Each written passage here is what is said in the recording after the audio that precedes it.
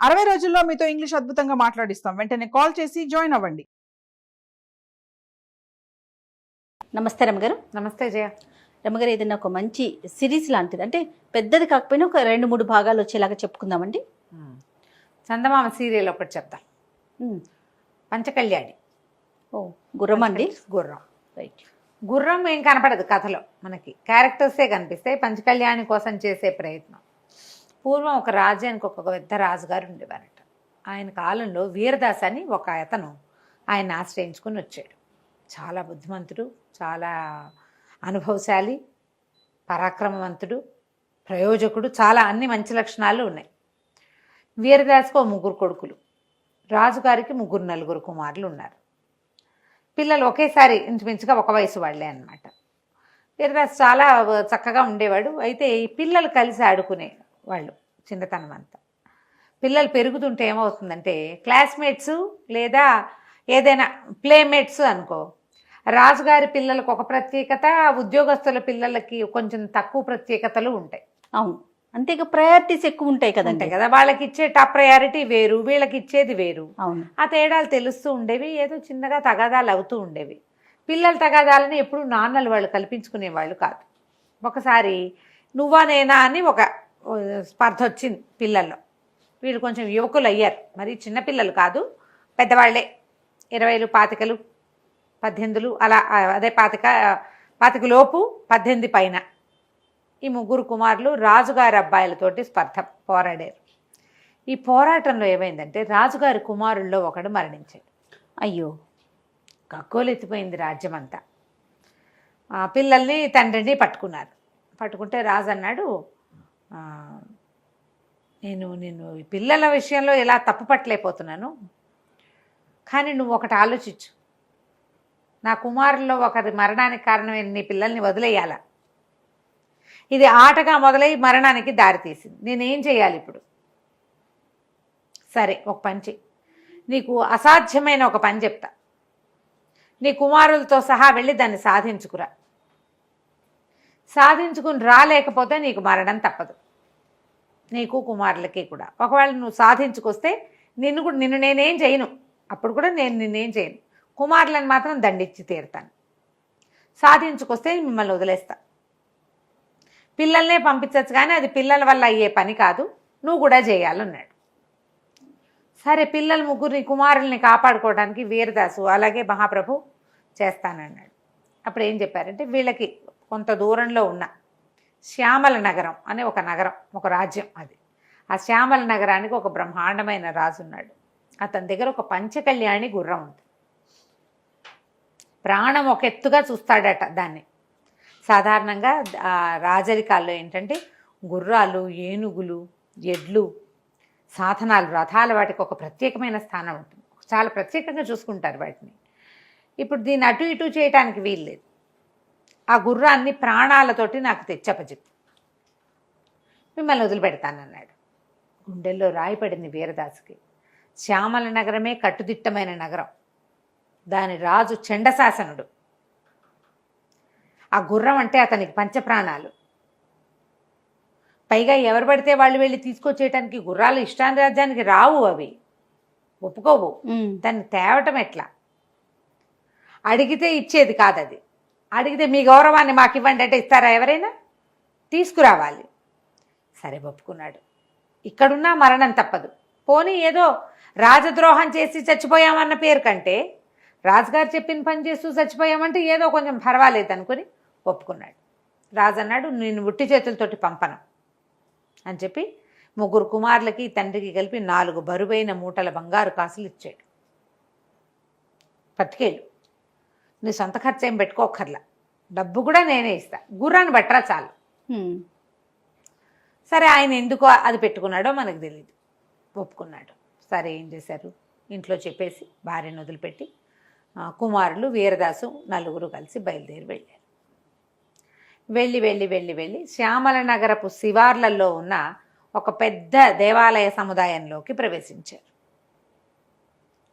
ప్రవేశించాక అక్కడ ధర్మకర్త ఒక ఆయన ఉన్నాడు. అదేంటంటే దేవుడి మాన్యం, దేవాలయం అవతలకుండి వీళ్ళు వెళ్ళిన సముదాయాలు, భవన సముదాయం ఏంటంటే దేవుని మాన్యం, ఆ భగవంతుడి కోసం చేయబడుతున్నటువంటి వ్యవసాయ భూములు అవన్నీ బస్తాల కొద్దీ చిట్టు తవుడు గడ్డి అవి ప్యాక్ చేసి ఉన్నాయి.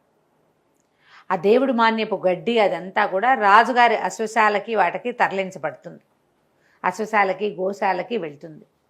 చాలా గ్రాండియర్ ఉంది అక్కడ, ఎన్ని బళ్ళున్నాయో, ఎంతమంది మనుషులు ఉన్నారో. సరే ఇతను ఏం చేశాడు, ఆ దేవాలయం ధర్మకర్త దగ్గరుండి ఈ కమతం అంతా చూసుకుంటాడు. ధర్మకర్తను చూడబోతే సరే ఇతను చూసి మంచి బలాఢ్యుడైన మనిషి, కుర్రాళ్ళు మంచి జవజవలాడుతూ ఉన్నారు. రాచరికంలో పెరిగిన వాళ్ళ పోకడలు వేరేగా ఉంటాయి. రాజుగారికి సమీపస్థలుగా పెరిగారు కదా, వీళ్ళని చూసి ఆయన చేతిలో ఉన్న బరువైన సంచి చూసి అదంతా దానమేనని అంచనా వేశాడు ధర్మకర్త. సరే వీళ్ళకి ఇది చేయాలని మేము ఒక ముఖ్యమైన పని మీద వచ్చాం, మాకు మీరు ఆశ్రయం ఇవ్వండి, మా పని అయిపోయాక వెళ్ళిపోతామని చెప్పాక సరే ఆయన ఏమనుకున్నాడు, వీళ్ళు చూస్తే గ్రాండ్గా ఉన్నారు, ఈ వీరదాసు పేరు కూడా ఎప్పుడూ విన్నట్టుగానే ఉంది, రాజుగారి ఆంతరికుడు ఇతను బాగా అని. సరే ఏం చేశాడు, ఆయన లోపల పిలిచాడు, వీళ్ళకి భోజనాధికాలన్నీ ఏర్పరిచాడు. కొంచెం శుభ్రంగా స్నానాలు చేసి తండ్రి కొడుకులు భోజనం చేశారు. పిల్లల్ని పడుకోమన్నాడు. కుమారులు నిద్రపోయాక ధర్మకర్తని దగ్గరికి పక్కకి తీసుకెళ్ళి జరిగిందంతా చెప్పేసాడు.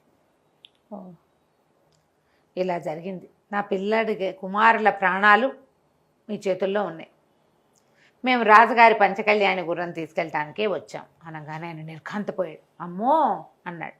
ఈ వీరదాస్ ఏం చేశాడు, ఈ బంగారపు మూట ఉంది కదా, ఇతను నవర్సుల మూట, కాసులు ఇచ్చాడు కదా రాజుగారు, ఆ కాసుల మూట ఎత్తి చేతిలో పెట్టాడు. మీకు ఇచ్చేస్తున్నా, ఇది మమ్మల్ని అశ్వశాలలో ప్రవేశపెట్టండి చాలు, మీరు ఇంకే సహాయము చేయక్కర్లా నాకు. తను చాలా ఆలోచించాడు ధర్మకర్త. అయ్యా అది కాదండి, దొరికారంటే చంపేస్తారు, మీ చావుకి నేను కారణం అవుతాను, మీ అంతటా మీరు ఇక్కడ ఏదో ప్రయత్నం చేసి వెళ్ళారంటే ఒక రకము అంటే, ఇతను ఏమన్నాడంటే కాదండి, మేము అక్కడ రాజద్రోహ నేరం కింద నా పిల్లల్ని అరెస్ట్ చేస్తారు, నా పిల్లల ముగ్గురిని చంపేస్తే నేను నా భార్య బతికుండం, మా జన్మాంతం వీరదాసు కొడుకులు రాజద్రోహులు అన్న మాటే నేను మోసుకోవాలి, ఒకవేళ నేను బతికుంటే. నేను చచ్చినా మా కుటుంబీకులు ఎవరైనా మా బాబాయ్ కొడుకులు మామయ్య కొడుకులు వచ్చినా వీరదాస వాడు రాజద్రోహి కదా అన్నమాటే మేము అనిపించుకోవాలి. ఏదైనా ప్రయత్నంలో చచ్చిపోతే పోనీ మీ రాజుగారి చేతిలో చచ్చిపోయినా రాజుగారు చెప్పిన పని చేస్తూ చచ్చిపోయామన్న పేరైనా ఉంటుందండి. ఇది అసంఘటిత కార్యాన్ని చేయడానికి పూనుకున్నాడు సాహసి వీరదాసు, వాడి కొడుకులు సాహసులు, ఆ పేరు ఎలా ఉంది, రాజద్రోహి పేరు ఎలా ఉంది. కాబట్టి నేను ఇదే కోరుకుంటున్నాను, దయచేసి ఈ డబ్బు ఉంచుకోండి మీ దగ్గర, మీరు మమ్మల్ని ప్రవేశపెట్టండి. అంటే ఆయన బాగా ఆలోచించామన్నాడంటే, మీరు నన్ను నమ్మి ఇంత మాట చెప్పారు, ఇంకొకళ్ళు అయితే మిమ్మల్ని ఇక్కడే అరెస్ట్ చేయించేవాళ్ళు, కానీ ఇది భగవంతుడి మాన్యం, దేవుడికి ఒక మాన్యంలో జరిగే వ్యవహారాలు ఏవి కారణం లేకుండా జరగవని నమ్ముతాను నేను. చిట్టు తవుడు రోజు చిట్టు పొట్టు వెళ్తాయి ఇక్కడి నుంచి, ఆ చిట్టు బస్తాల్లో కూర్చోబెట్టి మిమ్మల్ని గోతం కుట్టేసి ఆ బళ్ళ మీద వేసేస్తాం. ఇవి అశ్వశాలకే వెళ్తాయి, రేపు ఉదయం వెళ్ళబోతున్నాయి బళ్ళు, చాలా బళ్ళు అందుకే ఉన్నాయి. కూర్చోబెట్టి పంపిస్తాం. పంపించిన తర్వాత మీరు ప్రాణాలతో తిరిగి వస్తే మీ మూట మీరు తీసుకెళ్తారు, కానీ మీ డబ్బులు నాకొద్దు. మీరు తిరిగి రాకపోతే భగవంతుడికి కైంకర్యం చేస్తాను. ఇది మీరు రావాలని శతవిధాలో కోరుకుంటున్నాను. ఇది కోరుకోవటం రాజుగారి గుర్రం పోవాలని కోరుకోవటం అని అనుకోకండి, ఒక నలుగురి ప్రాణాలు దీని మీద ఉన్నాయన్న దీని కొద్దీ నేను ఇట్లా అంటున్నానని చెప్పాడు. సరే నన్ను రాత్రికి పడుకున్నాడు. తెల్లవారుసామున 4 నిద్రలేపారు. ఒక బస్తాలో కూర్చోబెట్టి మొత్తం చిట్టుతోటి మిగిలిన భాగం అంతా నింపేసి బస్తాలు కుట్టేశారు. కొన్ని వందల బస్తాల మధ్యలో ఈ 4 బస్తాలని, ఈ తండ్రి కొడుకులను కూర్చోబెట్టిన బస్తాలను పెట్టేసి పంపించేశారు. వాళ్ళకి చాకులు ఇచ్చారు లోపల నుంచి కోసుకునేందుకు వీలుగా. అశ్వశాలలో మొత్తం బస్తాలన్నీ దింపేశాక నాన్న కొడుకులు కలిసి ఆ బస్తాని కోసేసి బయటకు వచ్చారు. అశ్వశాల చాలా పెద్దది, కొన్ని వందల వేల గుర్రాలు ఉన్నాయి. వీళ్ళు నిదానంగా వెతుక్కుంటూ వెళ్ళారు. చీకట్లో తెల్లవారుజామున వెళ్ళారు. వెళ్తే అక్కడికి వెళ్ళేసరికి మధ్యాహ్నం అయింది. అశ్వశాలలో కోసుకుని ఒక మూల కూర్చున్నారు దొరక్కండా. చీకటి పడ్డాక ఈ పని మొదలుపెట్టారు. వెతుకుతుంటే మెల్లిగా వాళ్ళ కాసేపటికి కనపడింది. ఈ పంచకళ్యాణి గుర్రం చాలా ప్రత్యేకంగా ఉంటుంది, దాని లక్షణాన్ని బట్టి అది పంచకళ్యాణి అని గుర్తుపట్టాలి. పిల్లలకు తెలియదు కానీ వీరదాసుకు తెలుసు. అతను బాగా మంచి ఇది ఉన్నవాడు కదా, పెద్దవాడు కదా, అనుభవశాలి. దాంతో అతను ఏం చేశాడు, గుర్తుపట్టి ఆ గుర్రం దగ్గరికి వెళ్ళాడు. వెళ్ళేసరికి ఆ గుర్రం వీళ్ళు కొత్త వాళ్ళని చూసేసింది. అది కళ్ళు పెద్దవి చేస్తుంది, వణుకుతుంది గుర్రం, సకిలించడానికి ప్రయత్నం చేస్తుంది. దగ్గర అయితే ఈ చీకటి మాటున కొంచెం చీకటిగా ఉంది కదా, గుర్రపు లక్షణాలు కనిపెట్టాడు కానీ దాని మొహంలో ఉన్న ఎక్స్ప్రెషన్స్ ఈయన కనిపెట్టలేకపోయాడు. అదే దాన్ని ప్రత్యేకంగా కట్టిన కట్టుబడి, దానికి పెట్టిన ఆహారాలు, అవన్నీ వాసనలు అవన్నీ కనిపెట్టి వెళ్ళాడు. ఈ దగ్గరకు వచ్చేసరికల్లా అదేం చేసింది, ఆ గుర్రం ఒక్క ఎగురెగిరి తను పట్టుకోపోయేసరికల్లా తన్నేసింది వీళ్ళని, పెద్ద పెద్దగా సకిలించేసింది. సకిలించి విదిలించుకోవడానికి ట్రై చేసి పక్కన ఉన్న కర్రలన్నింటినీ తోసేస్తే ఏవో కొన్ని డబ్బాలు లాంటివి, మంచినీళ్ళ బుంగలు అవి పెట్టారు. ఆ బుగ్గలన్నీ ఒకదానికొకటి తగిలి పెద్ద మోత అయింది. సకిలింపుకి ఎవరు లేచురారు. సకిలింపు విత్ మోత అయ్యేసరికల్లా ఏదో జరిగిందని ఒకళ్ళిద్దరు లేచి వచ్చారు, కేకలు పెట్టారు, ఎవరో ఉన్నారు, ఎవరో వచ్చారు లోపలికని. ఇక పట్టేశారు, పట్టుకున్నారు. అయ్యో, పట్టేసేసారు. పట్టేశాక వాళ్ళల్లో ఒకడు ఈయన గుర్తుపెట్టాడు. ఒరే వీడు ధారానగరం నుంచి వచ్చిన వాడు, ఈయన రాజుగారి ఆంతరికుడు, నాకు తెలుసు, నేను చూశాను ఇది వరకు వెళ్ళినప్పుడు అని వాడు గట్టిగా కేకలు పెట్టాడు. ధారానగరం నుంచి శ్యామల నగరం దాకా ఎటా వచ్చారు వీళ్ళు? అక్కడి నుంచి పట్టుకున్న నలుగురిని పెడరెక్కలు విరిచి కట్టేశారు. రాజుగారి దగ్గర తీసుకుపోయారు. తెల్లవారేసరికి రాజు సరే కుర్రాళ్ళని నుంచోబెట్టాడు, కానీ ఈయన ధారానగరంలో రాజుగారికి ఆంతరంగికుడు అని తెలిసింది. సైన్యాధిపతి వచ్చి చూశాడు, ఈయనని గుర్తుపట్టాడు. ఓ చిన్న ఉచితాసనం వేయించి కూర్చోబెట్టాడు. ఆయన అడిగాడు, ఇంత ప్రయత్నం ఎందుకు చేశారు మీరు? నా గుర్రం మీద చెయ్యేసిన వాడిని క్షమించను నేను, పైగా మామూలుగా మాకు శిక్షలు ఎక్కువ, మేము చండశాసనుడు రాదు ఆ పేరుంది ముందు, ఎందుకు ఇంత ప్రయత్నం చేశావంటే ఇంక ఏమీ చేయలేక వీరదాసు జరిగిందంతా చెప్పేసి. ఇప్పుడు నీ ప్రాణం ఎక్కడుంది? కత్తి మొన మీద ఉన్నది, నీతో పాటు నీ కుమారులు ముగ్గురు. ఎంత ప్రమాదకర స్థితిలో ఉన్నావు, నీ సాహసానికి నేను మెచ్చుకుంటున్నాను. కానీ ఏముంది, వాళ్ళు అక్కడే పొడి చేసి ఉండొచ్చు, నిన్ను గుర్తుపట్టి వాళ్ళు నిన్ను పట్టుకొచ్చారు. నా గుర్రం తీసుకెళ్ళడానికి వచ్చానని నువ్వు నాకే చెప్తున్నావు, నేను నా కత్తి మొన మీద ఉన్నావు కదా నువ్వు. ఇలాంటి ప్రమాదకర స్థితి నీ జీవితంలో ఎప్పుడైనా జరిగిందా? గుర్తు చేసుకుని చెప్పు నాకు. నువ్వు చెప్పిన విషయం నాకు నచ్చితే, అది ఇంత ప్రమాదకరమో అని నేను నమ్మితే, ఇంత ప్రమాదం అని నేను నమ్మితే నీ కొడుకుల్లో ఒకడిని వదిలేస్తా ప్రాణాలతో అని చెప్పాడు రాజు. పాయింట్ ఎంత డిఫరెంట్గా ఉంది. ఇప్పుడు ఈయన ఒక కథ చెప్పాలి, అది రియల్గా జరిగి ఉండాలి, రియల్గా అనిపించాలి, ఇతను కనిపించాలి ముందు, రాజు కనిపించాలి, అప్పుడు వదులుతాడు అనేసరికల్లా ఇతను ఆలోచించాడు. ఇలాంటి ప్రమాదాలు జీవితంలో చూస్తూనే ఉంటామండి. మన జీవితాలు, మానవ జీవితాలు ఎప్పుడూ ప్రమాద పంచుకు వెళ్ళిపోతున్నాడు. ఒక్కోసారి కావాలని మనమే తెలుసుకోకుండా వెళ్ళిపోతాం, అనుకోకుండా మన మీద పడిపోతాయి. నా చిన్నతనంలో ఒక సంఘటన జరిగింది, అది కూడా ఇలాగే ఇట్లాంటి ప్రాణాపాయ స్థితి. చావు తప్పి కన్ను లొట్టపోయి బయటపడ్డాను నేను. అంటే రాజు చెప్పు, నేను ఆ కథ వింటానన్నాడు. బేతాళి కథలాగా అదే సేమ్ అలానే అనిపిస్తుంది. ఇతను చెప్పాడు, నా చిన్నప్పుడు నేను 10 ఏళ్ల పిల్లాడిగా ఉన్నప్పుడు మా నాన్న, మాకు ఆవులు అవి ఉండేవి, మా నాన్న దగ్గర ఆవులు ఉండేవి, ఆయనకి పశుపోషణ చేసేవాడు. అయితే మా ఆవుకు ఒక దూడ పుట్టింది. ఒక ఆవుకి మిగిలిన గొడ్లతో కాకుండా ఆవుని సమీపంలో ఉన్న అడవికి తీసుకెళ్ళి మేపుకురమ్మన్నాడు. ఆవు దూడని తీసుకెళ్ళి, అయితే కాస్త సాయంకాలం అయ్యేసరికి జల్లు పడ్డం మొదలుపెట్టింది, వాన వచ్చేసి. వాన వస్తే భయంతో నేనేం చేశాను, దూడ లేత దూడ కదా, 2 రోజులు అయింది అది పుట్టి, 4 రోజులు. అందుకని గబగబా ఆవును తోలుకొని వెనక్కి వస్తుంటే వాన పెరిగిపోయింది.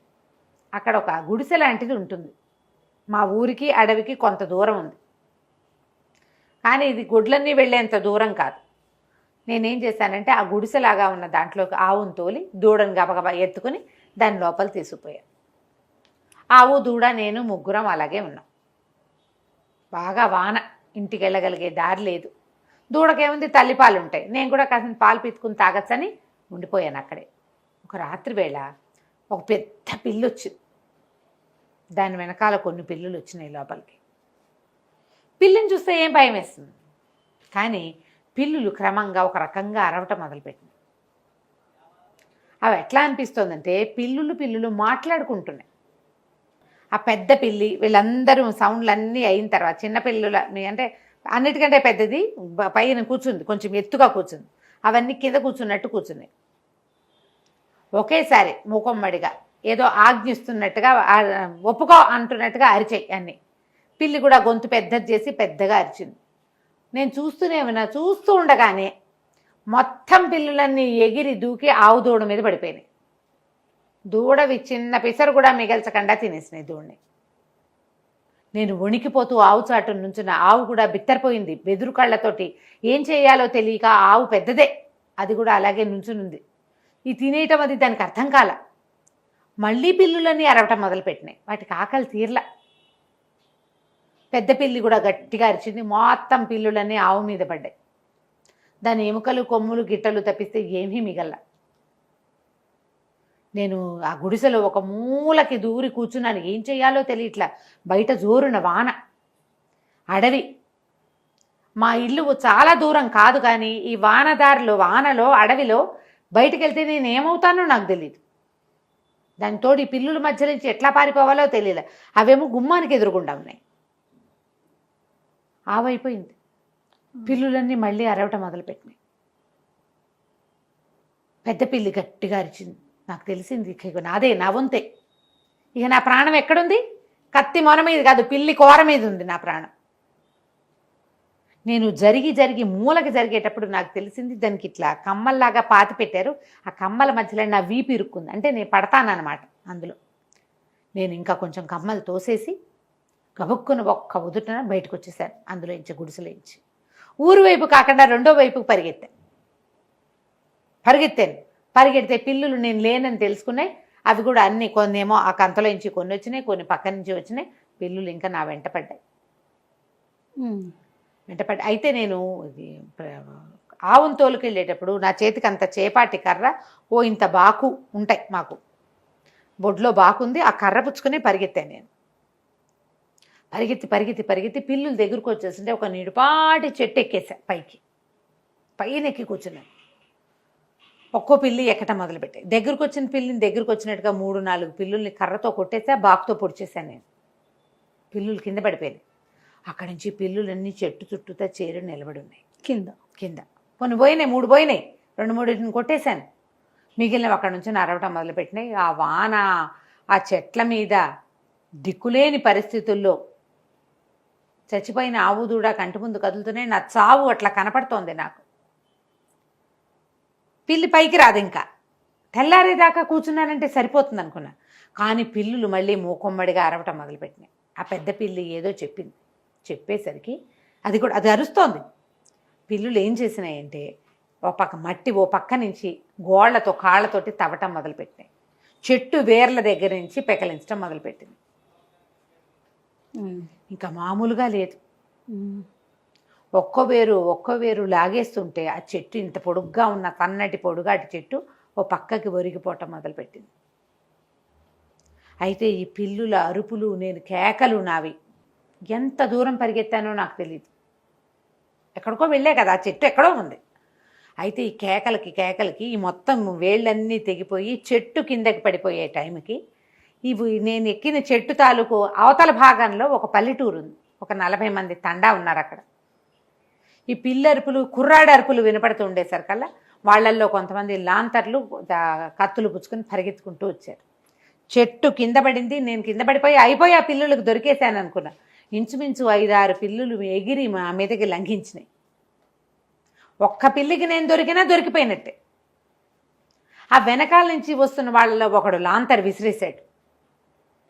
విసిరేసేసరిగా భగ్గుమంది లాంతరు. ఆ మంటలో కుర్రాడిని నేను కనపడ్డాను వాళ్ళకి. వాళ్ళంతా పెద్ద కేకలు పెట్టి ఆ రాళ్ళు రప్పలు చేతిలో ఉన్నవి విసిరేసి, నాకు కొన్ని దెబ్బలు తగిలినాయి. కానీ పిల్లులు మాత్రం పారిపోయినాయి. ప్రాణాలు కడబట్టిపోయి భయంతో పడిపోయి ఉన్న నన్ను వాళ్ళు ఎత్తుకుని తీసుకుపోయారు. 3-4 దెబ్బలు తగిలినాయి. పిల్లి గీరేసింది కొన్ని చోట్ల నన్ను. ఆ దెబ్బలు మాన్పి తెల్లవారిపోతూనే మందు రాసి మా ఇంటికి చేర్చారు. ఇది నాకు 10 ఏళ్ల లోపల జరిగింది ఈ సంఘటన. 10 ఏళ్ల పిల్లాడప్పుడే ఇలాంటి చావు కొస మీద ఉండటం ఏమిటో నేను అనుభవించాను అన్నాడు. రాజు ఆశ్చర్యపోయాడు. ఎంత ప్రమాదకర సంఘటన! నువ్వెంత ధైర్యశాలివి! భగవంతుడు నీకు అవకాశం ఇచ్చాడు కదా రెండోది. సరే, నేను కూడా నీకు అవకాశం ఇస్తాను. నీ చిన్న కడుకును వదిలేస్తున్నా, వాడిని నేనేం చెయ్యి. ఇంకేమైనా ప్రమాదకర సంఘటనలో నువ్వు ఉన్నావా? అదేమిటో నాకు చెప్పు అన్నాడు. ఇతను ఆలోచించడం మొదలుపెట్టాడు. గుర్తు రావటల్లా ఏం చేయాలో ఆలోచిస్తున్నాడు. నెక్స్ట్ ఇంకొకటి అడిగి ఒక పిల్లోడిని వదిలేశాడు కదా రాజు. వదిలేశాడు. శ్యామల నగరపు రాజుగారు వీరదాసుని అడిగాడు, ఇంకొక విషయం చెప్పు, ఏదైనా ప్రమాదభరితమైన పరిస్థితిలో నువ్వు ఉన్నది. ఆల్రెడీ ప్రమాదంలో ఉన్నాడు. మళ్ళీ ఇంకొకటి అంటే పాపం ఎంత ఇంకేమైనా కష్టం కదా. నువ్వు ఇలాంటివి ఇంకేమైనా ఫేస్ చేసావా? ఇప్పుడు కత్తి మొన మీద ఉన్నావు నువ్వు, అది అంటే చెప్పండి. ఆయన తెలివితేటలు తెలుసుకోవటం కోసమా, ఎలా తప్పించుకున్నాడు అని? అంటే ఇతను ఎంత సాహసో తెలుసుకోవటం కోసం ఇదే సాహసం. ఇక్కడ దాకా రావడం. అయితే ఏం చెప్పాడంటే, నేను కొంచెం యువకుడిని అయ్యాక, వీరదాస్ చెప్తున్నాడు అనమాట, చిన్నప్పుడు నేను ఆ ప్రమాదం తప్పించుకున్నా, కొంతకాలం పాటు నేను అడవికి వెళ్ళాల, తర్వాత పెద్దవాడిని అయ్యా క్రమంగా, ఇంకా అది మర్చిపోయాను. ఊళ్ళలో అందరూ చెప్తారు ఇలాంటివి ఏవో జరుగుతుంటాయి జీవితంలో, ముందుకు వెళ్ళిపోవాలని. వెళ్ళిపోమా, యాక్సిడెంట్లు అయ్యి కోలుకుంటారు, మళ్ళీ బండెక్కరా, ఇంకా అదే కదా, ఎక్కుతారు, విమానాలు ఎక్కుతారు, పడవల మీద వెళ్ళే వాళ్ళు కూడా అంతే, చావుదప్పి కనలొట్టపోయి కాస్త ఒప్పుకొచ్చాక మళ్ళీ పోతారు. ఈయన కూడా అట్లాగే అయ్యాడు. అయితే కొంచెం యువకుడిని అయ్యాను, కొంచెం పెద్దవాడు అయ్యాక నాకు ఎప్పుడు కొండల మీదకి ఎక్కటం అవి ఇష్టంగా ఉండేది. పెద్ద తోడు గీడు నేను వాంఛించేవాడిని కాదు. ఆకుపచ్చగా ఎత్తుగా ఉన్న కొండలు చాలా ఆకర్షించేవి. ఓసారి ఒక చుట్టాల ఊరు వెళ్ళాను నేను. వెళ్తే ఆ ఊళ్ళో కొంచెం బలాదూరు తిరుగుతారు పిల్లలు, ఏముంది అలా తిరుగుతూ ఉండగా దూరంగా ఒక ఆకుపచ్చటి కొండ చాలా ఆకర్షించింది నన్ను. పర్వత ప్రాంతం చాలా బాగుంది. నేను ఆ పర్వతం మీదకి ఎక్కగా ఒక కనుమలోంచి పొగొస్తుంది, ఒక చోట్లోంచి. అదేంటి కనుమ అట్లా ఎత్తుగా ఉండి ఒక లోతుగా ఉంది, ఆ లోతులోంచి దాన్నే కనుమ అంటారు. అవునవును, పర్వత కనుమలు అంటాం కదా. ఆ కనుమలోంచి పొగొస్తుంటే అక్కడ ఏముందో చూద్దాం అనుకున్నాను నేను ఎక్కుతున్న కొండ మీద నుంచి పక్కకి మళ్ళీ ఆ కనుమ వైపుకు వెళ్ళాను. శిఖరం దాకా ఎక్కి లోపలికి చూస్తే దూరం నుంచి దూరంగా కనబడుతున్న పొగ దగ్గర నుంచి రావటం మొదలుపెట్టింది. ఆ చూసే సమయంలో పొగ ఎక్కువగా వచ్చి నేను ఉక్కిరి బిక్కిరైపోయి కనుమ వైపుకి దొర్లి పడిపోయాను.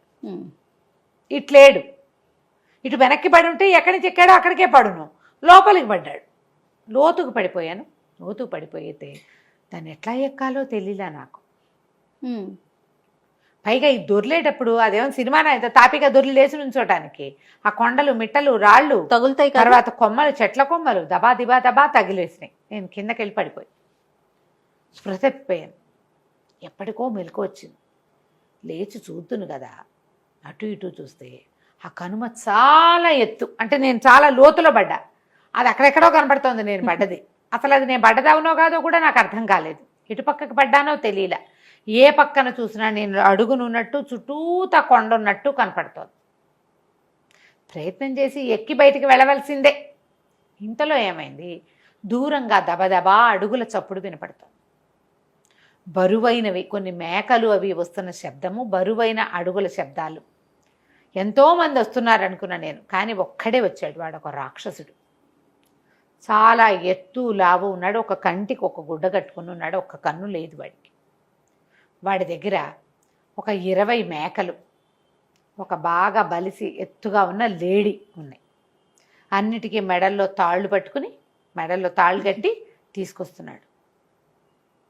అడిలిపోయాను నేను, ఏం చేయాలో తెలియలే. వాడు నన్ను చూసేసాడు. చూసేసి వచ్చావా, బాగుంది, ఎంత రుచికరమైన ఆహారం దొరికింది, ఎంతో బాగున్నావు, రా నేను అప్పడంలాగా కరకరా నవిలి మింగేస్తానన్నాడు. నాకు కాళ్ళలోకి జారిపోయింది నా ప్రాణం. ఎలాగా అనుకుని నేనేం చెప్పానంటే, నన్ను తినేయటం ఎందుకు, నీకో పంటి కిందకి కూడా రాను నేను, నన్ను తింటే నేనే వస్తాను, నువ్వు ఎంతవాడివి నేనేమిటి, అయినా నేను వైద్యుణ్ణి, నీకు ఒక కన్ను కనపడుతున్నట్లేదు, నీ రెండో కంటికి వైద్యం చేస్తాను, నేను కంటికి వైద్యం చేస్తాను, 2 కళ్ళు కనపడతాయి, ఒక కన్ను పోయింది కదా నీకు, అదేలే అనేసరికల్ రాక్షసుడు అన్నాడు. అవును, చెట్టు కొమ్మ పొడుచుకుంది నా కంట్లో, కన్ను పోయింది, ఓ కన్నుతోటే చూస్తున్నాను నేను అన్నాడు. అనేసరికల్లా నేనేం చెప్పాను, వీరదాస్ చెప్తున్నాడు అనమాట, ఎందుకు నేను నీ కన్ను రిపేర్ చేస్తాను అని చెప్పి, నువ్వు కూర్చో, నేను నీకు మంచిగా వైద్యం చేస్తానని చెప్పాను. సరే, అతనేమో ఆ మేకలన్నింటినీ ఒక గుహలోకి తోలాడు, లేడిని కూడా గుహలోకి తీసుకుపోయాడు, నన్ను కూడా గుహలోకి రమ్మన్నాడు. లోపలకు పొయ్యి సామాన్లు అన్నీ ఉన్నాయి. నేనేం చేశానంటే, ఒక చుట్టుపక్కల ఉన్న గడ్డి గాదం అన్నీ తీసుకొచ్చాను. వాడి నుంచి తప్పించుకోలేను నేను. ఆ లోపల వాడు అన్నం వండుకునే గంగాళాలు, మాంసం వండుకునే పాత్రలు చాలా ఉన్నాయి. పెద్ద పొయ్యి వెలిగించింది. ఆ వెలిగించిన పొయ్యి మీద ఈ గంగాళం పెట్టి గడ్డి గాదం ఆకులు గీకులు అన్నీ వేసి మసలు పెట్టా. ఈ నీళ్లతోటే నీకు వైద్యం చేస్తానన్న. వాడు వైద్యం చేయించుకోవడానికి చక్కగా కింద కూర్చుని నేను పట్టుపాడిని. వాడు రాక్షసుడు 8 అడుగులు 9 అడుగులు ఉన్నాడు, నేను 5, 6 అడుగులే ఉన్నా, 5, 5.5 అడుగులు ఉన్నా. ఇంకా కుర్రాడు, 18 ఏళ్ళ వాడు. వాడు కింద కూర్చుని నాకు కంట్లో మందేయించుకోవటం కోసం రెడీగా కూర్చున్నాడు. నేను ఆ నీళ్లు కలుపుతున్నట్టు, నీళ్లు వాసన చూస్తున్నట్టు, రుచి చూస్తున్నట్టు బోల్డ్ అంతా వేషం వేశాను. అక్కడ మేకలు లేడీ వాటి దారిన ఉన్నాయి. వీడు తప్పిస్తే ఇంకెవ్వరూ లేరు. నేనేం చేశానంటే ఆ వేడి నీళ్లలో కంటికి ఆవిరి పెడుతున్నట్టుగా నటించి నా దగ్గరున్న చిన్న బాకుతోటి 2వ కన్ను కూడా పొడి చేసేవాడిది. పొడి చేసరికి పెద్ద పెద్ద కేకలు పెట్టేశాడు రాక్షసుడు. ఊరు దుర్మార్గుడా, నిన్ను నమ్మితే ఓ కన్ను లేనివాడిని 2వ కన్ను కూడా లేకుండా చేసావా, నేను చంపేస్తానని చేతులు విసిరాడు. నేను అందలేదు, గుహలోంచి పారిపోయాను. కానీ రాక్షసుడు, వాడికి అలవాటైన ప్లేస్ కదా, వాడు ఆ పోయిన ఒక తన్నుదాన్ని పరిగెత్తుకుంటూ వెళ్ళి గుహకు అడ్డంగా కూర్చున్నాడు. నేను గుహలో ఇరుక్కుపోయాను, బయటికి పారిపోలేను. వాడు కన్ను కనపడితే నా వెంట పడతాడు. 2వ కన్ను పొడి చేసి పారిపోదాం అనుకున్నా. వాడేమో గుహ గుమ్మానికి కూర్చున్నాడు. నేనేం చేయను, ఆ మేకల వెనకాల నక్కి కూర్చున్నాను. అక్కడ ఏవీ తినటానికి లేవు, తిండి లేదు, తిప్పలు లేవు. రాత్రంతా ఉన్నాను అలాగే. వాడు అలాగే కూర్చున్నాడు. వాడు కూర్చుని ఉన్నాడు. తెల్లవారింది. తెల్లారేసరికల్లా ఆ రాక్షసుడు నెత్తురు కారుతున్న 2వ కంటిని తుడుచుకుంటూ, ఏరా బతికే ఉన్నావా, నిద్ర లేచావా అని కేకలు పెట్టాడు. లేచానన్నాను. సరే ఉన్నవాడు ఎలాగూ ఉన్నావు కదా, నా మేకల్ని తోలు బయటికి, నిన్ను ఎలాగూ తినేస్తాను నేను, ముందు మేకల్ని బయటికి తోలేమన్నాడు. అప్పుడు నాకు ఒక ఐడియా వచ్చింది. నేనేం చేశాను, నా దగ్గర బాకుంది కదా, నిశ్శబ్దంగా లేడీని చంపేశాను. చంపేసి ఈ మెల్లిగా దాన్ని తోలు వచ్చేసాను. ఎలాంటి పని చూడదు. అక్కడి నుంచి మేకల్ని వదలమన్నా కదా అని గదమాయించాడు నన్ను. గదమాయించగానే నేనేం చేశాను, ఒక్కో మేకని వదలటం మొదలుపెట్టాను. ఓ మేకను వదిలిపెట్టాను. మొదటి మేక అది ఎగురుకుంటూ గుహం వైపుకి వెళ్ళింది. గుమ్మం వైపుకి వెళ్ళంగానే ఈ రాక్షసుడి దగ్గరికి వస్తున్న దాన్ని ఇట్లా గట్టిగా కావలించుకున్నాడు. కావలించుకుని, తెల్లమేక నువ్వేగా, నువ్వు నన్ను చూడలేవు, నేను నిన్ను చూడలేను, కానీ నువ్వు నన్ను చూడగలవు కదా, బాగున్నావు కదా, సరే వెళ్ళన్నాడు. వీడు మేకల్ని వాటిని ఏం చేయలేదని నమ్మకానికి అనమాట మేకను వదిలిపెట్టాడు. నేను ఈ లోపల లేడి తోలు బలుస్తూనే, లేడేమిటి దాన్ని నోరు కట్టేసి చంపేశాడు. అది అరవడానికి వీల్లేదు. మేకలు మామూలుగా మేమే అంటాయి, వాటికి చంపటాలు నరకటాలు ఏమి అర్థమై చావు, మామూలుగా ఉంటాయి. 20 మేకల్ని ఒక్కో మేకని 5-5 నిమిషాల గ్యాప్లో వదిలిపెడుతూ ఆ సమయం మొత్తంలో లేడి చర్మాన్ని మొత్తాన్ని ఒలిచేశాను. మాంసాన్ని పక్కకు తోసేసి ఆ లేడి చర్మాన్ని కప్పుకుని, నా లేడిని కూడా వదిలిపెట్టేయి అన్నాడు. ఆ చర్మాన్ని కప్పుకుని నేను వెళ్ళిపోయాను బయటికి. వాడు అన్ని మేకల్ని కావలించుకుని ప్రతిదాన్ని కొమ్ములు సవరించి దాని పేరు పెట్టి పిలుస్తూ దాన్ని వదిలిపెట్టాడు. ఈ లేడిని కూడా కావలించుకున్నాడు. వాడికి లేడి చర్మము కొమ్ములే తగులుతాయి. ఆ లేడీ, నువ్వు నన్ను చూడలేవు, అదే నువ్వు నన్ను చూడగలవు, నేను నిన్ను చూడలేను, అయినా నిన్ను ముట్టుకుంటేనే నాకు సంతోషంగా ఉంది, పద బయటికి అని వదిలేశాడు. నేను ఆ లేడి చర్మం కప్పుకొని బొక్క ఊదుటని బయటకు వచ్చేసాను. మేకలు లేడీ అన్నీ బయటికి వెళ్ళిపోగానే రాక్షసుడు పెద్ద పెద్ద గొంతుతోటి అరవడం మొదలుపెట్టాడు. ఎక్కడున్నావంటే, ఇంకెక్కడున్నాను, నేను వెళ్ళిపోతున్నానని బయట నుంచి సమాధానం చెప్పగానే రాక్షసుడు, ఊరి దుర్మార్గుడా, నువ్వెంత తెలివి, సరే నీ తెలివితేటలకు మెచ్చుకున్నాను, ఇదిగో ఈ ఉంగరం పట్టుకెళ్ళని ఉంగరం ఇవ్వబోయాడు. నేనన్నా, నేను నీ దగ్గరికి రాను, వస్తే నువ్వు నన్ను చంపేస్తావు అంటే, కాదురా, నువ్వెంత తెలివిగలవాడివి, నీలాంటి తెలివిగల మనిషిని చూడనే లేదు నేను, అస్సలు చూడలా, కాబట్టి నువ్వు ఈ ఉంగరం తీసుకో, నువ్వు వెళ్ళిపో, కనుమ దాటి వెళ్ళిపో, నీ ఓపుకుంటే అన్నాడు. అనేసరికల్ నేనన్నాను, నేను నీ దగ్గరికి రాను, ఉంగరం ఇస్తాను అంటే విసిరే నా మీద కన్నాను. వాడు కాస్త ఉంగరం విసిరాడు. గుహల నుంచి బయటకు వచ్చి నుంచున్నాడు. నేను ఆ వేలికి ఉంగరం పెట్టుకుని నడవటం మొదలుపెట్టాను. నేను 2 బారాలు నడవగానే, ఉంగరమా ఎక్కడున్నావు అని పిలిచాడు రాక్షసుడు. ఈ ఉంగరం వెంటనే ఇక్కడున్నా అని సమాధానం చెప్పేసింది. వెంటనే రాక్షసుడు పరిగెత్తుకుంటూ వచ్చేసాడు నా వెనకాల. ఉంగరం ఆన్సర్ చెప్పేస్తాం, వేలుకుంది కదా ఉంగరం. ఇక వాడు 5-5 నిమిషాలకు ఒకసారి ఎక్కడున్నావు అంటాడు, నా వెనకాల పరిగెత్తుకొచ్చేస్తాడు. నేను ఎటు వెళ్తే అటు. ఆ ఉంగరాన్ని పారేద్దామని తెలియలా నాకు. చాలాసేపటికి ఈ కొండ ఎక్కగా నాకు అక్కడ ఒక పెద్ద చెరువు లాంటిది కనపడింది. దాని నిండా చేపలే, మొసళ్ళు కూడా ఉన్నాయి.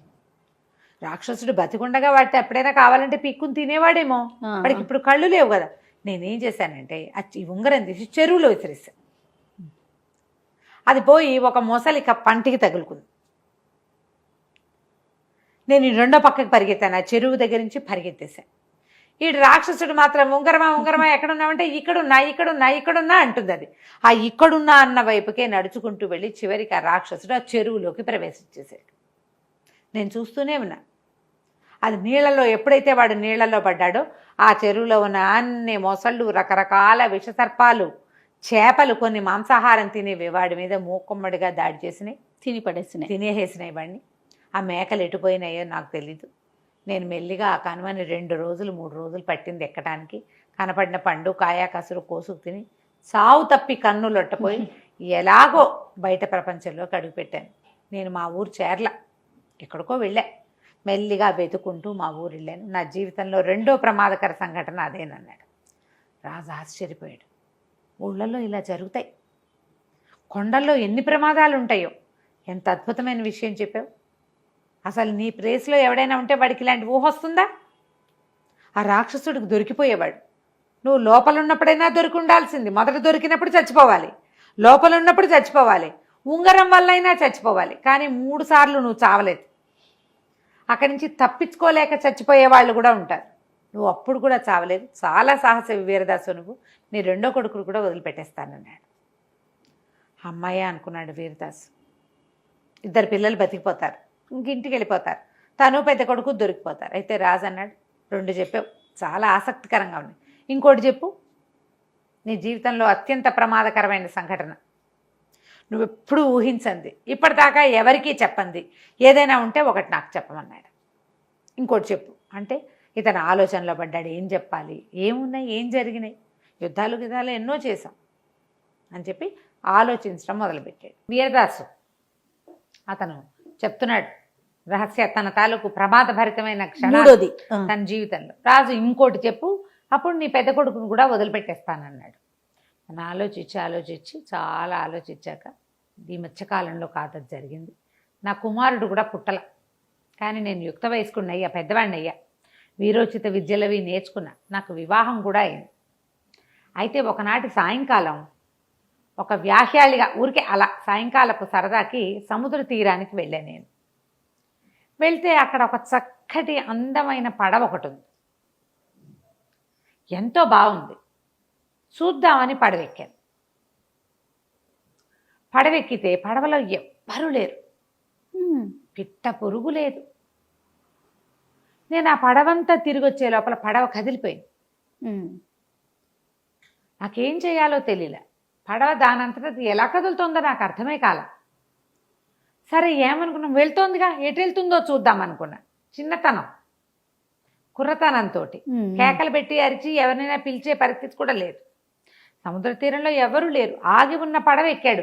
మనుషులు ఉంటారనుకున్నాడు. అదేలే, దానికి ఏదో లంగరేసి ఉంటారనుకున్నారు, కానీ కట్టేసి ఉంచుతారు జనరల్గా ఒడ్డు మీద ఆగిన వాటిని. ఏమీ లేవు దానికి. అది వెళ్ళిపోయింది. నాకు పడవ గాలికి నిద్ర పట్టింది. ఒక పూటంతా ప్రయాణం చేసింది. ఒక అంచుకు చేరింది ఎక్కడికో. నేనేమనుకున్నాను, దిగి చుట్టుపక్కల ఏమైనా ఉన్నాయేమో చూద్దాము, ఈ పడవ ఎట్లా నడపాలో మనకు తెలియదు అనుకున్నాను. నేను దిగిన మరుక్షణం పడవ వెళ్ళిపోయింది. ఏం చేయాలో తెలియలా, నాకు అర్థం కాలేదు. కానీ సరే ఎక్కడో దిగాం, ఇదేమిటో ఆను తెలుసుకుంటే తర్వాత చూసుకోవచ్చు. ఇంటి దగ్గర వివాహం అయింది, భార్య ఉంది, అయినా సరే తెంపర్తనమే. ఇక నేను నడవటం మొదలుపెట్టా. ఏవో కాయ కసురు పళ్ళు కనపడ్డాయి, కోసుకుని తిన్నాను. సముద్రపు గాలి, వెదర్ బాగుంది. అది ఒక పచ్చటి, ఒక ఏకాంతంగా ఉన్న ఒక ద్వీపం. ఓ పక్కకు ఉన్నట్టుంది. ఈ సముద్రపు అలలు అవి తగులుతూ ఇసుక అది అందంగా ఉంది, మంచి ఆకుపచ్చగా అందంగా కనపడుతోంది.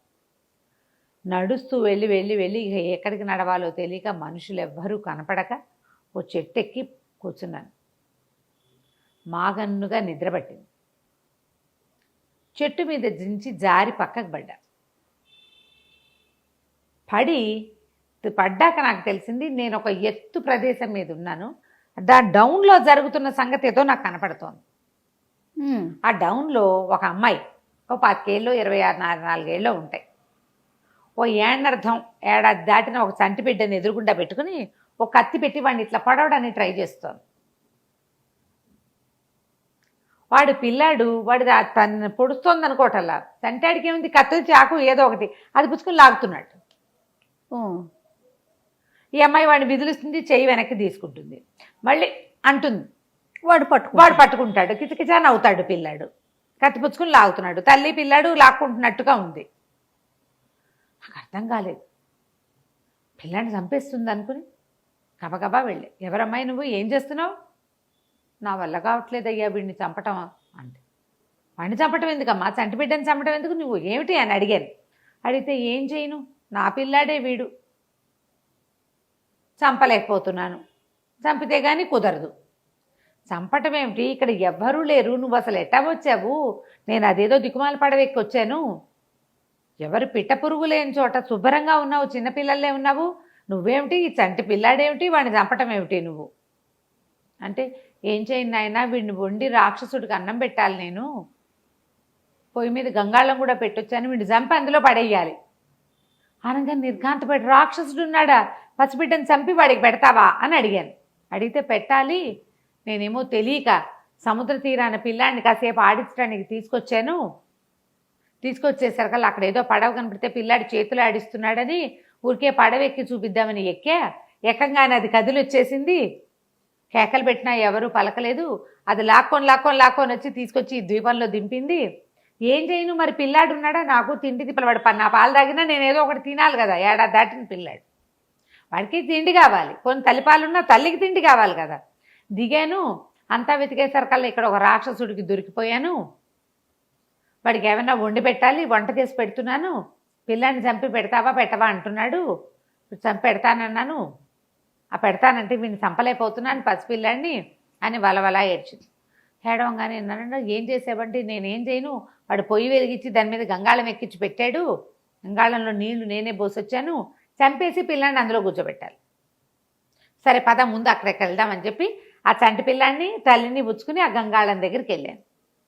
వెళ్ళేసరికల్లా అక్కడికి గంగాళం కింద మంట పెట్టి నీళ్లు మా సలసల్లాడిపోతాయేమని మంట అమ్మాయి చిన్నది చేస్తోంది, వాడు వచ్చి పెద్దది చేస్తున్నట్టు రాక్షసుడు.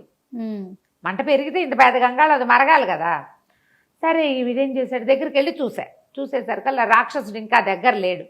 గంగాళం నేనేం చేశాను, మంట కొంచెం చిన్నది చేసి పిల్లాడిని అవతల ఎక్కడైనా దాచేయి గంగాళంలో పెట్టానని చెప్పు అని పోయి నేను గంగాళంలో కూర్చున్నాను. ఆ గంగాళంలో వీరవదాస్ ఎక్కి కూర్చున్నాడు, గంగాళం మీద మూత వేసుకుని లోపల కూర్చున్నాడు. ఏదో కాస్త వేడిగా ఉంటుంది అంతే కదా, సన్న మంట, ఆ గంగాళం ఇత్తడితే అది వేడెక్కాలి కదా.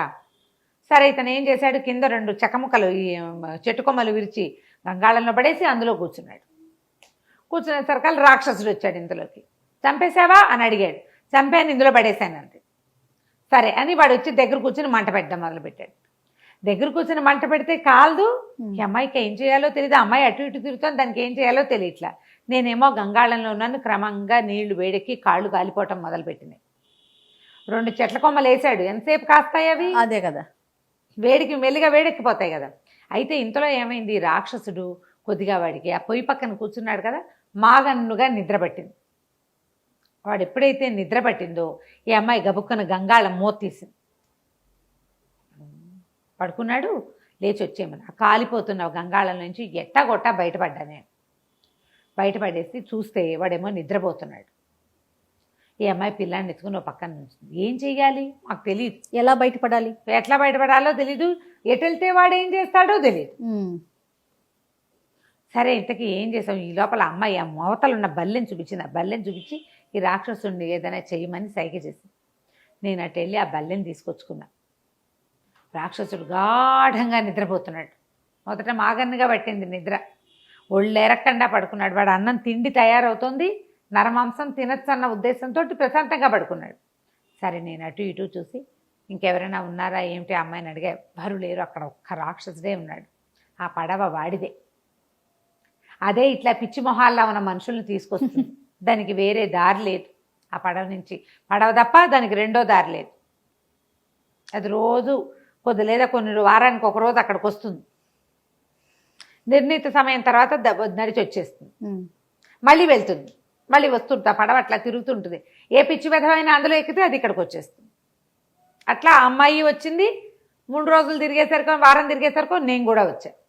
సరే ఆ బల్లెని తీసుకున్నాను. అలాగా ఇటు పక్క నుంచి నిలబడి ఆ రాక్షసుడు తలలో నుంచి మొహం మీద నుంచి నేలలోకి పాతుకుపోయేలాగా ఆ బల్లెని వేసి గుచ్చేశాను. రాక్షసుడు మొహం నేలకి తాపటం పెద్దవాడు కళ్ళు తెరిచి కూడా నన్ను చూడలేకపోయాడు. గిలగిలా కొట్టుకుని మరణించాడు. సరే అక్కడే ఉన్న బేబో కాయ కసురు ఆ అమ్మాయి వంట చేసుకుంటోంది. కాస్త అన్నం పెట్టింది నాకు. పిల్లాడిని ఎత్తుకుని ఉంచుంది. ఏం చేయాలి మేము సముద్ర తీరం వైపుకు వెళ్ళిపోయాం ఇద్దరం కలిసి. చూద్దాం ఏం జరుగుతుందని. విచిత్రంగా మమ్మల్ని ఇద్దరిని అక్కడికి తీసుకొచ్చిన పడవ రెడీగా నుంచుంది అక్కడ. అదేం చేస్తుంది, ముందు మనుషులు తిరిగే తీరం వైపుకి వెళ్తుంది. అది అక్కడ ఎవడైనా ఎక్కితే తీసుకొచ్చేస్తుంది. ఎవరు ఎక్కకపోయినా సరే దాని టైం అయ్యాక దాని అంతటా అది వచ్చేస్తుంది. అలా అలవాటుగా తిరుగుతోంది అనమాట. షట్లింగ్ చేస్తుంది అది. గభాలను మేమిద్దరం ఆ పడవలోకి ఎక్కేసాం. ఆ అమ్మాయి చంటి బిడ్డని ఎత్తుకుని వచ్చేసింది. ఇద్దరం ఎక్కాం. సముద్ర తీరంలో దిగాం. ఆ అమ్మాయి పిల్లాన్ని ఎత్తుకుని వెళ్ళొస్తానని చెప్పి వెళ్ళిపోయింది. ఆ అమ్మాయి ఎవరో కూడా నాకు తెలియదు. పిల్లాడు మాత్రం ముద్దులు మూటకట్టే పిల్లవాడు ఏడాది దాటిన వాడు. నేను ఇంటికి వచ్చాను. ఆ తర్వాత మా నాన్నతోటి ఇవన్నీ చెప్తే ఇట్లాంటి ప్రమాదాల జోలికి వెళ్ళొద్దు, ఈసారి తప్పించుకున్నావు, ప్రతిసారి నీకు భగవంతుడు అవకాశం ఇవ్వడన్నాడు అని చెప్పేసరికల్లా ఈ రాజుగారు ఒక కుర్చీలో కూర్చొని మాట్లాడుతున్నారు కదా, రాజు వీరదాసు. రాజుగారి కుర్చీ వెనకాల నుంచి ఒక నడివయసు ఆవిడ వచ్చింది. వీరదాసు బాగున్నావా, నువ్వు రక్షించిన పిల్లాడు వీడే అని రాజును చూపించింది. అబ్బా చూపించి, మరి నాయన వాళ్ళ నా ప్రాణాల రాక్షసుడి దగ్గర నుంచి నిన్ను నన్ను రక్షించిన వాడు ఇతనే, ఆ పడవలో తీసుకొచ్చి వదిలిపెట్టాడు, ఆ రాక్షసుడిని చంపి నిన్ను రక్షించాడు అని చెప్పి చాలా సంతోషించింది. సూపర్. రాజు ఆశ్చర్యపోయాడు. నేను ఈ కథని మా అమ్మ దగ్గర కొన్ని వేల సార్లు విన్నా, కానీ ఇలాంటివి ఎప్పుడైనా జరుగుతాయా అని చాలా ఆశ్చర్యపోయాను. ఇది నిజంగానే జరిగిందని నేను ఇవాళ నిజంగా నమ్ముతున్నా. మా అమ్మ చెప్తే నిజమే, కానీ ఎక్కడో ఒక అపనమ్మకం ఉండేది. నీకు వచ్చిన ప్రమాదాలు విచిత్రమైనవి, కానీ నువ్వు ఎంత ధైర్యంగా వాటిలో నుంచి బయటపడ్డావు.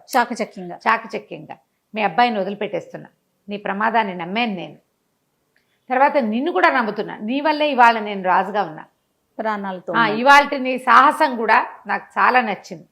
నీ 3 కుమారులను కాపాడుకోవటం కోసం నువ్వు ఇంత పని చేయటానికి, ప్రాణానికి ఇదయ్యి నలుగురు చచ్చిపోవడానికి కూడా సిద్ధపడి, రాజద్రోహ నేరం కాకుండా ఏదో రాజాజ్ఞ నెరవేరుస్తూ చచ్చిపోవడానికి సిద్ధపడిన నీ సాహసం నాకు ఎంతో నచ్చింది. నా పంచకళ్యాణి నీదే, పట్టుకెళ్ళిపో.